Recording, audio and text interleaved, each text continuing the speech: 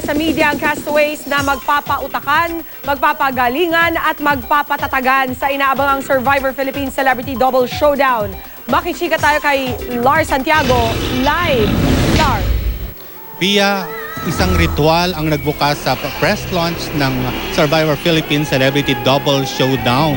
Ito raw ritual na ito ang nagdadala ng swerte ayon sa mga taga-isla kung saan ginawa ang Survivor Philippines. At nagsilbing host ng press conference si Raymond Gutierrez. At si Raymond din ang nagpakilala sa mga castaways na kasama dito sa bagong season ng Survivor Philippines. At katulad na nakikita ninyo, isa-isang tinatawag ang mga castaways, isa-isa silang pinapakilala katulad ni Isabel Granada at Jackie Dreyfus, itong magpinsan na sina Arthur Solinap at Carla Gonzalez at ang iba pang mga castaways.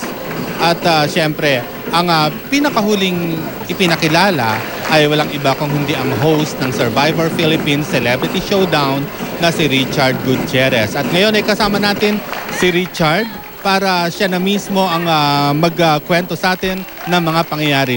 So, Chard, sabi mo ito ang pinakaibang Survivor. Sa 4 na season sa Survivor Philippines, ito yung pinakaiba. Bakit? Ito ang pinaka-intense, pinaka-exciting, pinaka-madrama. At sa Palawan ito ginawa, isa sa pinakamagandang locations ng Survivor sa buong mundo. At magiging proud ang Pinoy na sa sariling bansa natin ginawa ang Survivor this season. Bakit nagpasya ang Survivor Philippines na hindi na lumabas ng bansa at sa halip ay maghanap ng isang island na hindi pa nagagamit ng kahit na anong reality show?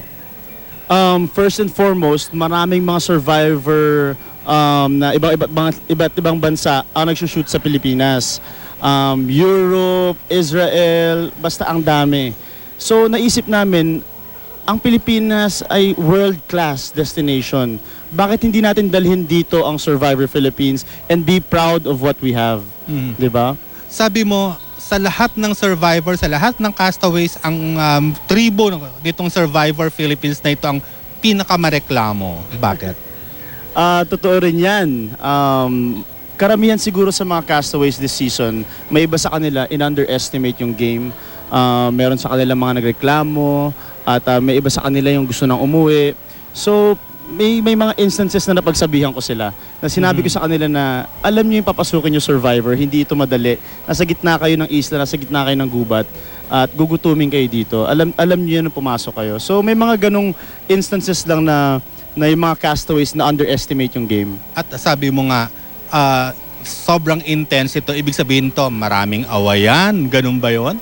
Hindi lang awayan, kasi nga first time na ginawa yung celebrity double. So magkakapares ngayon ang castaways natin at masusubukan ng tibay ng kanilang relasyon dito sa Survivor.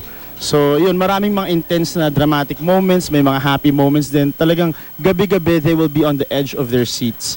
Gabi-gabi po talagang exciting ang episode ng Survivor. Totoo bang napikon ka during one of the episodes? May mga ilang episodes na nasubukan din yung aking patience. Oo, kasi syempre hindi rin naging madali para sa akin ng tumira din sa isla ng 40 days. At may mga ibang castaways nga na may iba sa kanila hindi sumusunod sa rules. Eh ako yung tanging tao na kailangan magdikta ng rules sa kanila. So I had to be firm with them. Ayan. Yes. So Chard, sa November 14 na magsisimulang mapanood ang Survivor Philippines. Mga kapuso, November 14 na po. Sa GMA Telebabad magsisimula na ang #1 reality show sa buong Pilipinas, ang Survivor Philippines. Ito po ang tunay na reality show.